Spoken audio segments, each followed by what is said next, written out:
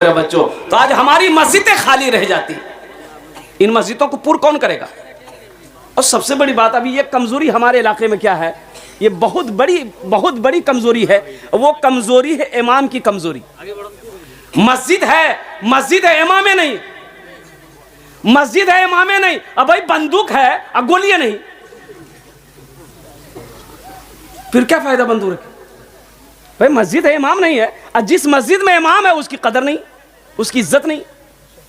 बताइए 5,000 6,000 रुपया महीना, बाप रे बाप। क्या आपके घर का खर्च 5-6 हज़ार 7 हज़ार में आपका घर का खर्च हो जाएगा?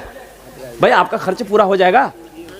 वो इमाम साहब की भी तो बीवी है, उनके भी तो बच्चे हैं, उनके बच्चे भी तो बीमार पड़ते हैं, वो भी तो पूर्णिया लेकर डॉक्टर के यहाँ जाता है। कभी आपने गौर किया है क्या इमाम साहब की भी तो कुछ ख्वाहिशात है कि भाई हम भी क्या कहते हैं कि अच्छा गोश्त खाते, खस्सी का गोश्त खाते, हम भी क्या कहते हैं कि मुर्गा, देसी मुर्गा खरीद कर खाते। आप उनकी ख्वाहिशों को मार रहे हो। 6,000 7 हज़ार में क्या होने वाला?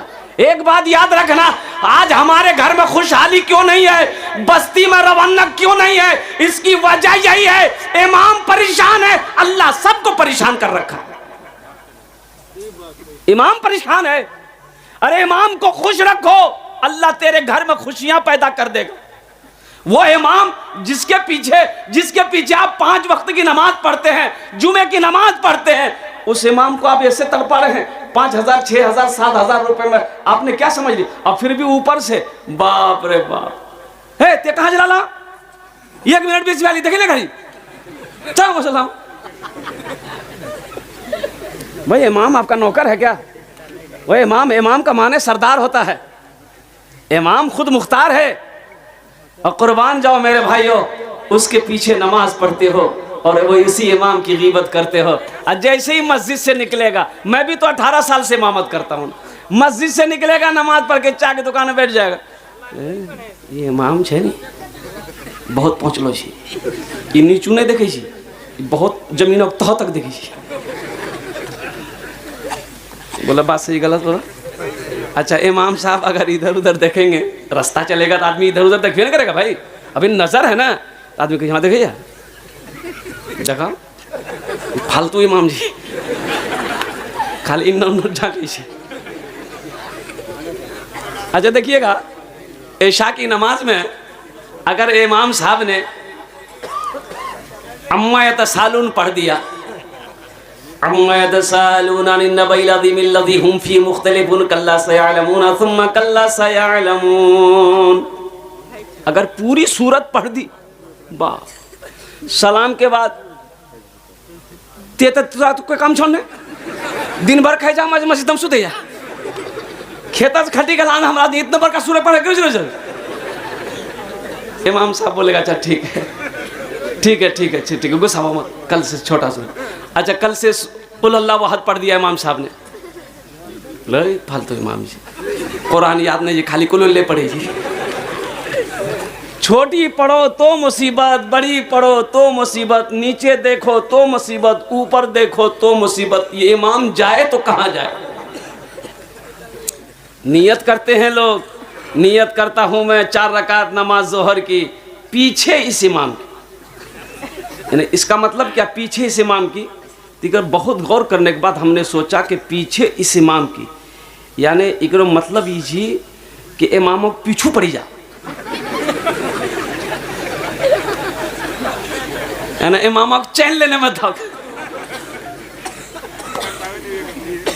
इमाम साहब ने मस्जिद के बगल में एक वो बेचारे थे,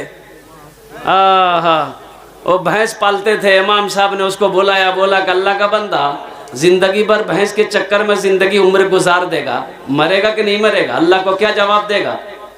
घर के बगल में मस्जिद है, नमाज तो पढ़ लिया कर, नमाज तो पढ़ लिया कर। तो उस आदमी ने कहा कि हजरत मैं नमाज तो पढ़ लूं, लेकिन फुर्सत तो मिले, काम से तो फुर्सत ही नहीं मेरे भाई। अच्छा एक बात याद बताइए, बाज़ लोग कहते हैं कि टाइम नहीं मिलता हमको। बोले क्यों नहीं? इसलिए कि मेरा सब बेटा चला गया बाहर, अब ये इतनी खेती बाड़ी मेरे पास में है, इतना कारोबार है, दुकान है, बिजनेस है, मेरे को टाइम नहीं, मुझे टाइम नहीं मिलता, नमाज में पढ़ूं कैसे पढ़ूं?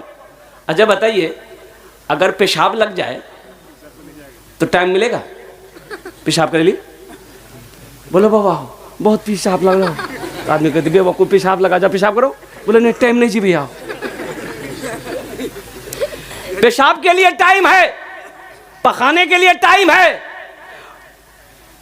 गुब गुब गुब ये तो चलते रहता है हमेशा। वो जितना दादा सब फैक्ट्री में कम जी।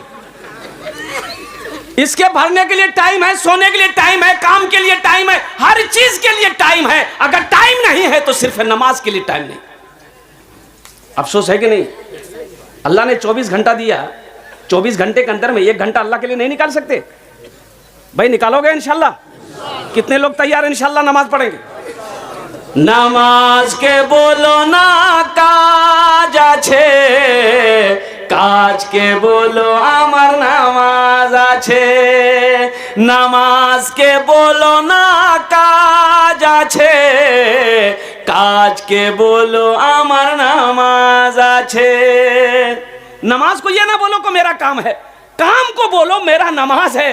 पहले मेरी नमाज है, पहले हम नमाज पढ़ेंगे फिर काम करेंगे। अरे काम तो बाद में होता रहेगा लेकिन नमाज नहीं मिलेगी। जो नमाज कज़ा हो जाएगी सारी जिंदगी उसकी कज़ा पढ़ते रहोगे, लेकिन जो सवाब इस वक्त मिलना था वो सवाब नहीं मिलेगा। तो इमाम साहब ने उस आदमी को समझा, अल्लाह का बंदा नमाज पढ़िए, भैंस के चक्कर में पूरी जिंदगी गुजार देगा, नमाज पढ़। तो बोले मौलवी साहब नमाज तो पढ़ो हो लेकिन कुछ फायदा है तो नहीं हो? बोला फायदा होगा, नमाज पढ़ोगे ना ये तेरी भैंस जो है ना दूध ज्यादा देगी। बोले है हाँ पढ़ो। बोला कल फजर से तैयार रहिए, हम मस्जिद सब पहले हुआ, नहा धो के मस्जिद 4 बजे पहुंच गया। 5 बजे से अजान हुई, नमाज पढ़ा मस्जिद में और नमाज पढ़ के घर गया। आई तफाकन कही वो जब घर पहुंचा तो एक भैंस मर गई। बोला हो देखो आखनिया नमाज शुरू कर लगने भैंस मरी गई। दौड़ा दौड़ा भागा आया इमाम साहब पास। बोला इमाम साहब गजब हो गया। बोला क्या हुआ? बोला देखिए अब ये फजर पढ़ के गए ना, वो भैंस एक मर गई। तो इमाम साहब ने कहा कि अल्लाह तुम्हें आजमा रहा है, सब्र कर, अल्लाह आजमा रहा है। बोला कोई चिंता नहीं, हम सब्र करते हैं। और जोहर की नमाज बड़ा डर डर के आ रहा था मस्जिद कि कहीं दूसरी भैंस ना चली जाए। और जोहर की नमाज पढ़ के इत्तफाकन की दूसरी भैंस मर गई। फिर भागा भागा, बोला इमाम साहब का सब हो गया।